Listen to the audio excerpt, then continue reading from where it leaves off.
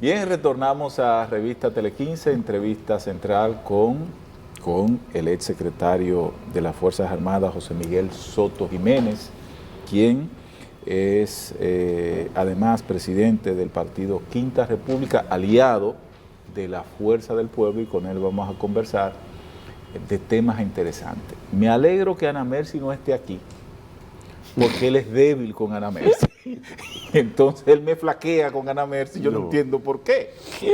¿Verdad que sí, Geraldino? Pero me la encontré saliendo. ¿Se la encontró saliendo? Sí, claro.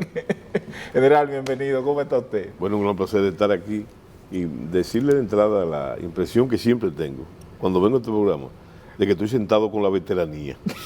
Y entonces, eso es importante, porque una de las cosas que estamos necesitados en nuestra sociedad es de referentes y de buenos referentes. Sí, sí. Y sin referentes no podemos construir ni el presente ni el futuro tampoco. Como siempre, un saludo muy dominicanista, muy pueblista, porque te faltó decir que yo soy miembro de la dirigencia de la Fuerza del Pueblo. Sí, sí, sí. Miembro, no solamente categoría de aliado, y muy bien, con Quinta República, que es aliada. General, vamos a comenzar con lo que está en el tapete, los debates. Sí. ¿Usted vio el debate anoche? Sí, claro que sí. ¿Qué le pareció el debate anoche? Interesante, sumamente interesante. Y además, halagüeño, por el caso de que son damas. Sí. Yo creo que se ha restablecido el imperio que siempre lo han tenido de las mujeres, ¿verdad? Pero además de mujeres talentosas y articulaciones interesantes. Mira, yo pienso, con el asunto de los debates, o sea, yo tengo la manía de verlo todo desde el punto de vista estratégico. Entonces, mira, esto tiene sus raíces. Y yo creo que es un símil a la política norteamericana. Lo que está pasando ahora, digo, después de esto, recuérdense el debate, el famoso debate entre Nixon y Kennedy, histórico. Sí, histórico. Y ya de eso hace un tiempo largo, ¿verdad? Bueno, pero 26 de septiembre del 60. sí. Eso ha sentado el precedente y es referente para comparar con otros. Sí, pero oye bien, pero fíjate, lo que mi teoría. En este país ser teórico es casi, oye, el que le dicen teórico en este país y no pelea, no va a pelear nunca. Pero yo te digo a ti una cosa, que mi teoría es esa, que hemos ido paulatinamente, con el tiempo, lo que vos llamabas la ritmia histórica en su momento, hemos ido, sería norteamericanizando la política dominicana. Óyeme, cuando hablo de norteamericanizando, pues parece que estoy hablando de la Guerra Fría. Sí. Ya es un fenómeno global, esas cosas, porque no solamente ahí, pero primero, recuérdate de ese debate, que tú tienes la fecha fresca, ¿verdad?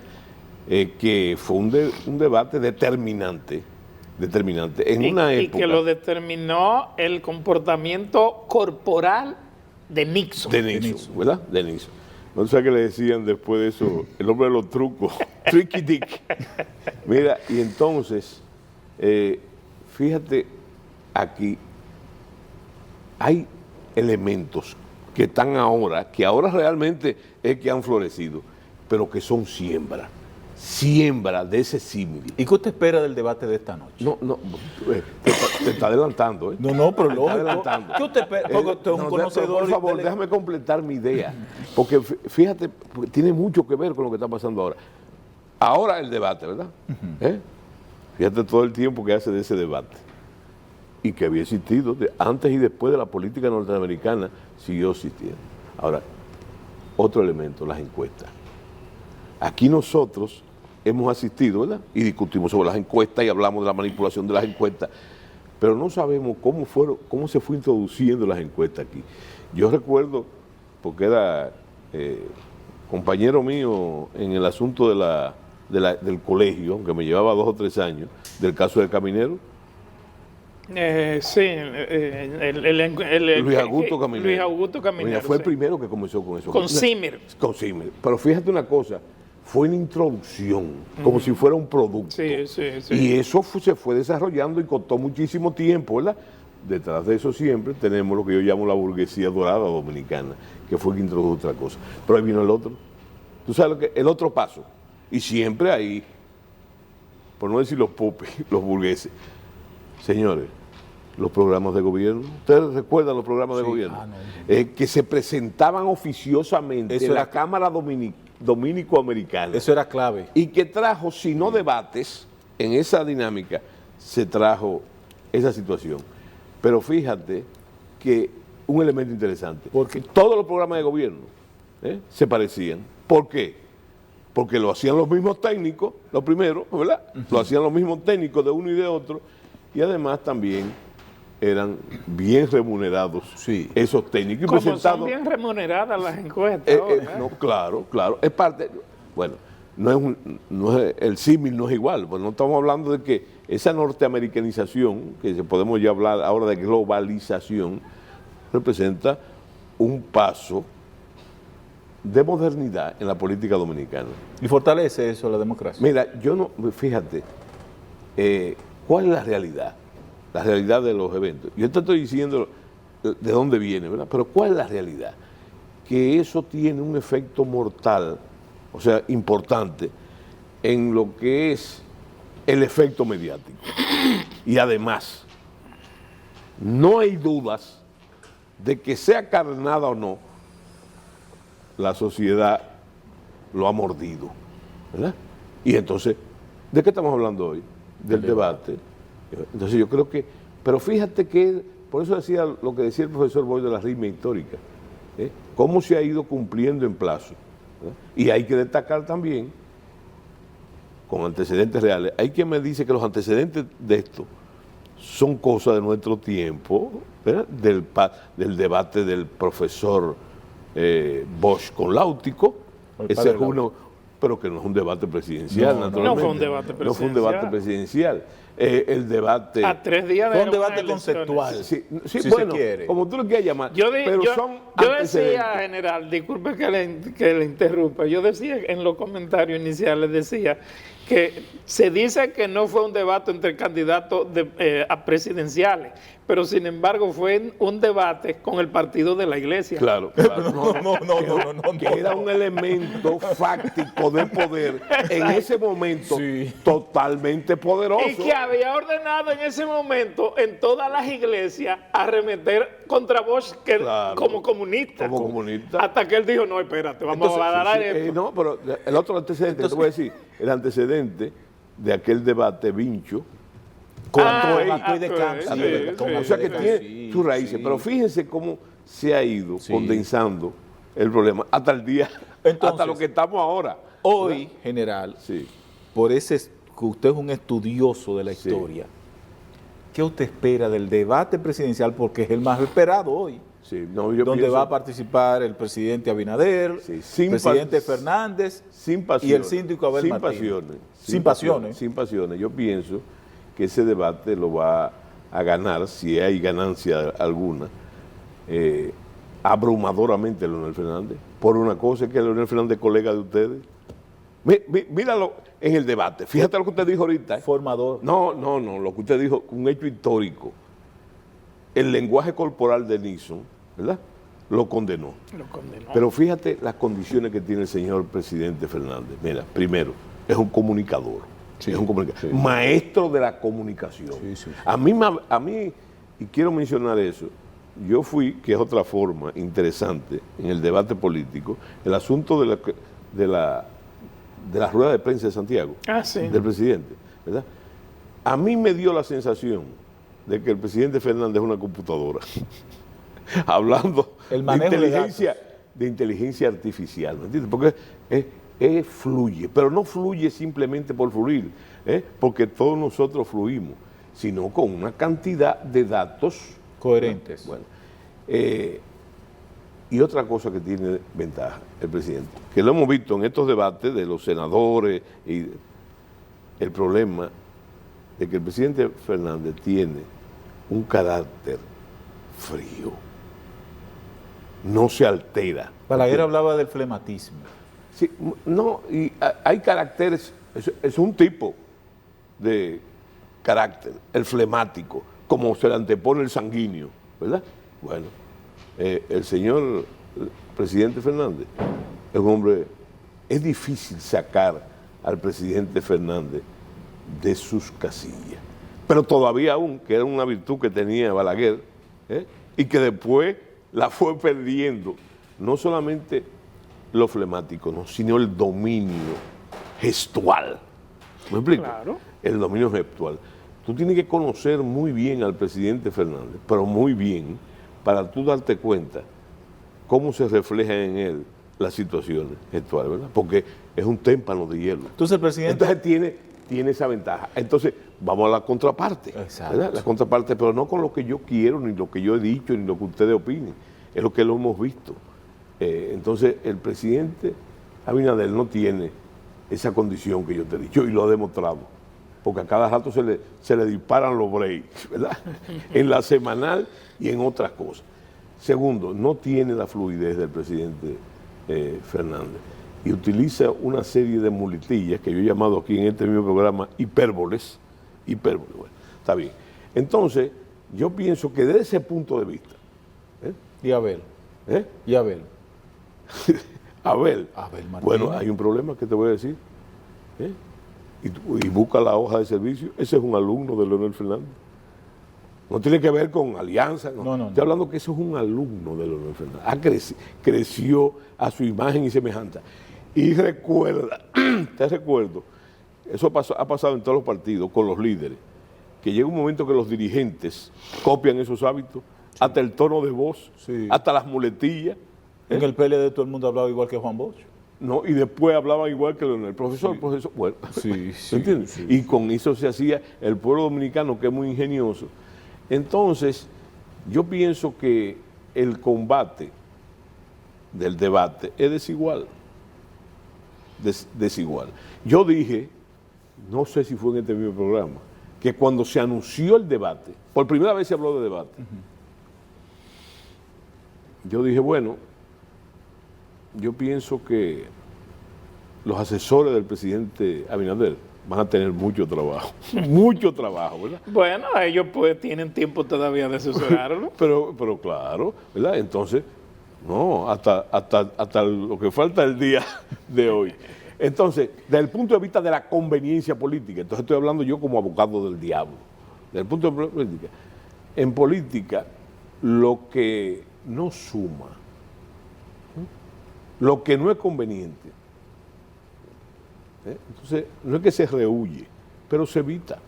Se evita. Se evita. Entonces, si tú haces una correlación, el presidente Abinader tiene más pérdida que ganancia en eso.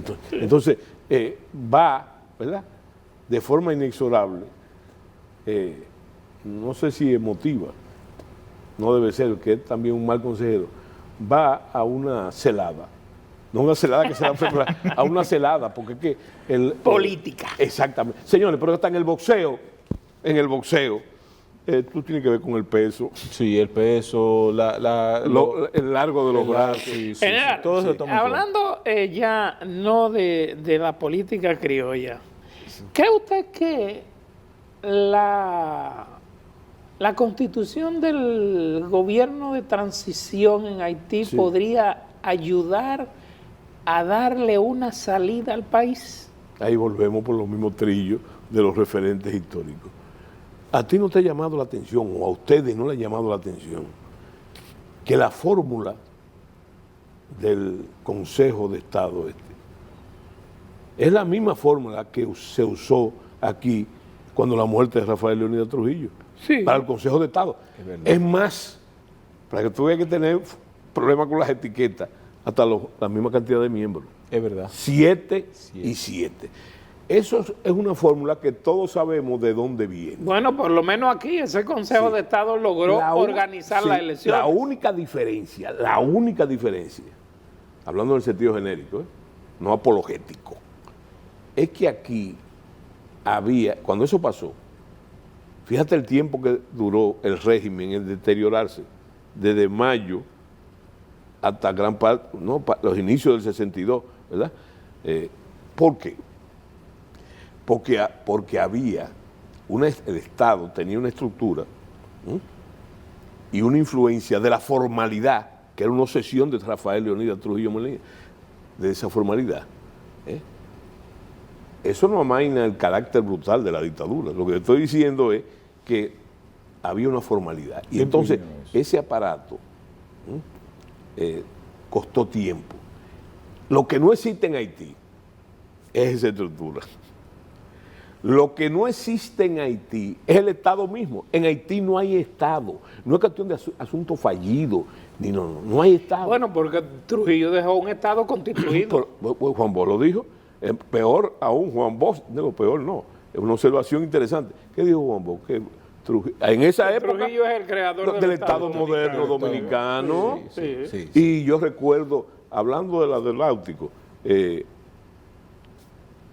Juan Bosch llegó a decir que Trujillo supo gobernar. Sí. Y también dijo que había que dejar de rumar el odio. Y yo creo que fue un paso. Bueno, él lo utilizó como un mecanismo político porque lo que era para contradecir la UCN. Claro, pero más mientras. No, y además, y fíjate lo interesante, la paradoja basada en el contraste. Mientras el doctor Villato Flayo hablaba del látigo con los. ¿Verdad? El otro dijo que no, que había que dejar de rumiar el odio. Mucha gente ha interpretado eso de que ahí se inició el borrón y cuenta nueva. No. Y déjame decirte, ese juego, en ese momento, porque es muy fácil, nosotros estamos hablando ahora, hay que ver el momento. Óyeme, le hizo ganar la presidencia. Sí, claro. Porque había una gran parte, lógico, del país, después de 31 años, no solamente de adoctrinamiento, sino, como yo digo, de miedo absoluto, la sociedad. Yo digo que los que mataron a Trujillo, asesinaron el miedo de 31 años, ¿verdad? Esa es una de las principales virtudes de eso. Ahora, en Haití no existe ninguna de esas estructuras, sí, pero ni existe, mira. Ni las condiciones de Haití son las mismas que había en este país en ese momento. El Estado, por eso digo mi manía de ver las cosas estratégicamente, el Estado es una estructura, los marxistas dicen que es el árbitro de las clases, etcétera, etcétera, y su concepto, su papel es regulador. Mira, pero es que en Haití ninguno de los 5 atributos del Estado lo tiene el Estado. Sí, es verdad. No tiene el monopolio legal de la violencia, lo que quiere decir que no tiene aparato de sanción. Exacto. Real y efectivo. Hay quien han dicho, y es verdad, que el control de la violencia tiene las bandas. Tú vas a ver que no hay control de la territorialidad. No.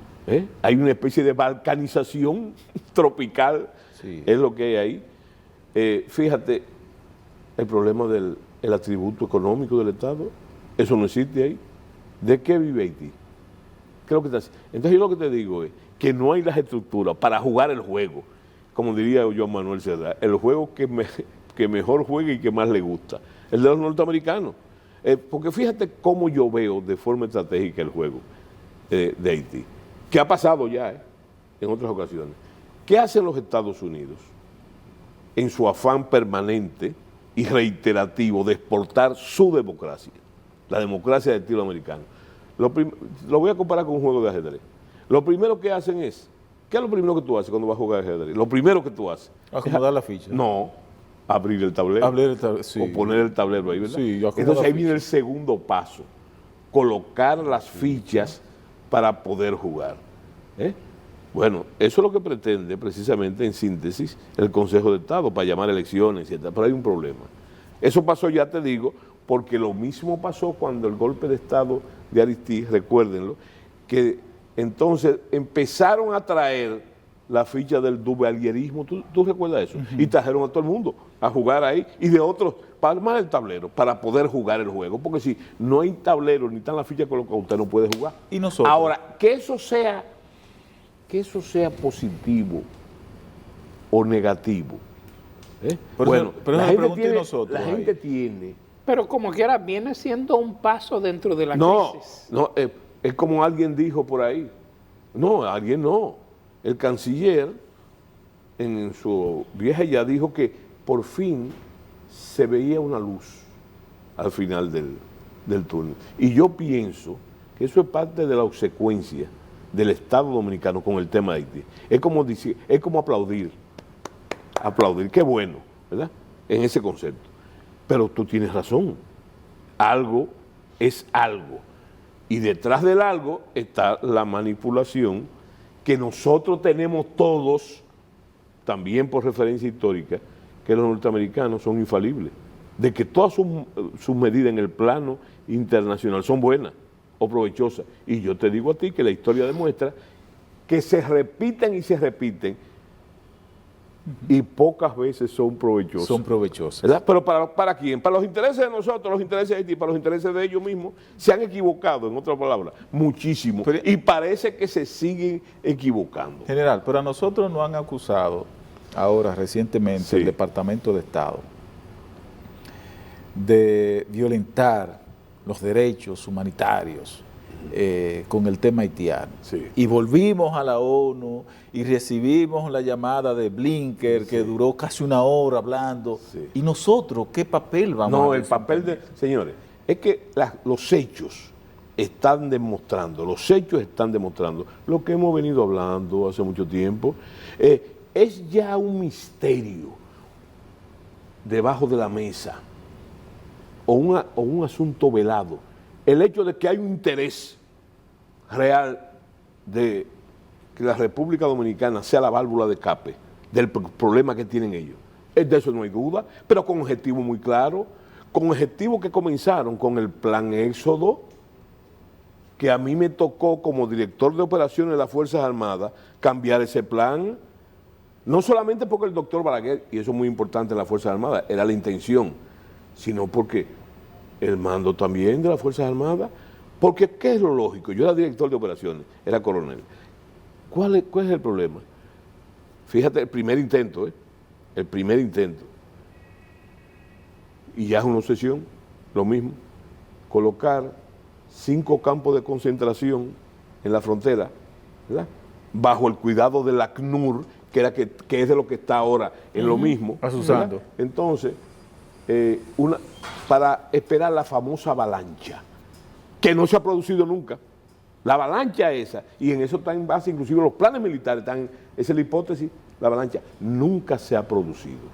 Que se produzca un día, yo no sé, pero hasta ahora nunca se ha producido y no podemos analizar lo que no ha pasado. Exacto. Entonces, ¿qué sucedió? Eso era un atentado directo contra la soberanía nacional, porque una vez esa gente, y fíjate una cosa, el problema es que esos organismos mismos pueden asusar lo que nunca ha pasado. Sí, y llevarlo ¿verdad? y meterlo. Y esos son territorios liberados. Una vez el ACNUR dice eso, hay una cuestión de que refugiados, el ACNUR, fíjate que la obsesión de esos organismos internacionales, hasta hace un 15 días, una semana, ¿qué es? Que se le dé la categoría de refugiado a los emigrantes ilegales. ¿Y eso qué provocó? Fíjate una cosa, fíjate. Es difícil en una época como esta de campaña política no poner los puntos sobre la I. Pero el gobierno no dijo nada cuando eso. ¿Quién dijo? El presidente Fernández, que fue a la frontera, ¿verdad? Y claramente, sin signos políticos ni nada, como ciudadano, dijo el presidente Fernández. ¿Qué dijo él? ¿Verdad?